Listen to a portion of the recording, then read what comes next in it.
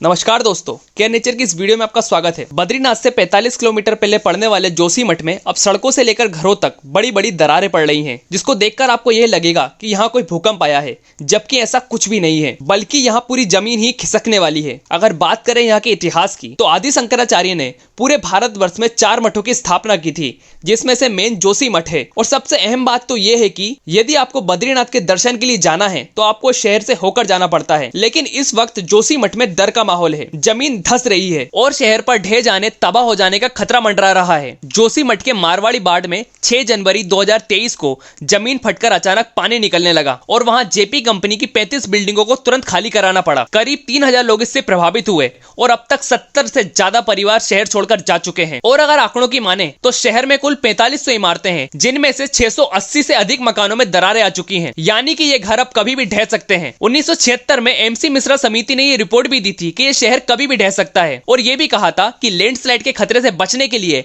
हमें भारी मात्रा में पेड़ लगाने होंगे। लेकिन ऐसा कुछ भी नहीं हुआ और यहाँ दिन प्रतिदिन पर्यटकों की संख्या बढ़ती रही और जिसको देखते हुए वहां पर बड़े पैमाने पर अनप्लानेड डेवलपमेंट हुआ। और यहाँ सरकार की भी गलती है। उनको 1970 के टाइम पर ही पता चल गया था कि ये जगह बेहद कमजोर है, उसके बावजूद भी यहाँ पर निर्माण कार्य पर रोक नहीं लगाई गई। जोशीमठ में हेवी बिल्डिंग कंस्ट्रक्शन की शुरुआत 1962 से हुई और जब लोग बसे तो कई होटल्स भी बने, जिससे वहां लोगों ने धंधा शुरू करा और यहाँ कई होटल 5 से 7 मंजिला तक बनाए गए। और जिन होटलों में से मलारी इन और माउंट व्यू, इन 2 होटलों में दरारें आ गई हैं, जिस कारण से वो 2 होटलों को अब गिराया जा रहा है। और इस सब में बड़ी वजह बनी विष्णुगढ़ में हाइड्रो इलेक्ट्रिक प्रोजेक्ट के अंडर बन रही सुरंग। 14 फरवरी 2005 को ढोली गंगा नदी के पास हिंदुस्तान कंपनी ने एनटीपीसी के हाइड्रो इलेक्ट्रिक प्रोजेक्ट पर काम शुरू किया। लेकिन साल 2013 में आई आपदा के बाद सरकार और एनटीपीसी का समझौता तो टूट गया, लेकिन सुरंग बनाने का काम जारी रहा। सुरंग के जरिए पानी की ताकत से करीब 520 मेगावाट बिजली बनाई जानी थी और इस काम को करने के लिए उन्होंने पहाड़ों को तोड़ने के लिए विस्फोटकों का भी इस्तेमाल करा, जिसका परिणाम अब पूरा शहर भुगत रहा है। और अब इन दरारों को भरना लगभग असंभव है। ये पूरा शहर ही तबाह होने की दिशा में बढ़ चुका है और ये तो बस शुरुआत है आने वाले महाविनाश की। हम प्रकृति के साथ खिलवाड़ करेंगे तो उसका खामियाजा तो हमें भुगतना पड़ेगा। हम हमारी जिम्मेवारी समझें और कम से कम जो हम कर सकते हैं वो तो करें।